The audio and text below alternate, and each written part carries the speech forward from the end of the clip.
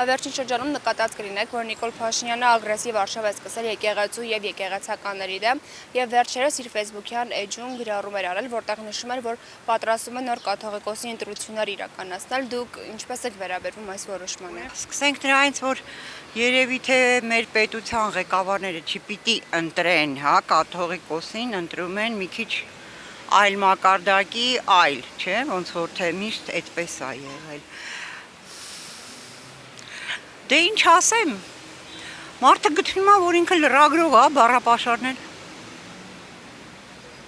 Ամեն մարդ իր հարթակից, դե մենք էլ այս հարթակի վրա ապրում ենք։ Ինձ դեռ ավել է, ինչ կարամ ասեմ։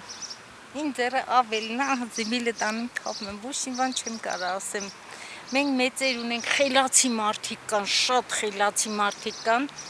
մեր հայերի մեջը, իրանք պետք է որոշեն։ Ես հավաքարար մարդ եմ, շատ խելացի մարդիկ կան, իրանք պետք է որոշեն։ Որ արդեն հերթը դրան է հասել, արդեն ազգը վերացնում են։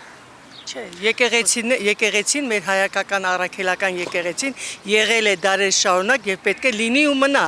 Կաթողիկոսի խնդիրը թե կաթողիկոսինն է։ Գրավად եմ ապրել այդ մուսուլմանների հետ։ Վախում եմ, վախը մեջս է, հասկանում ես, վախում եմ փոխեն ու էլ։ Բայց մենք հայերի մասին ենք խոսում, բոլորը հայեր են այստեղ։ Ինչ անենք, սաղ ծրվել են, ինչ հայ է մնացել ստե որ։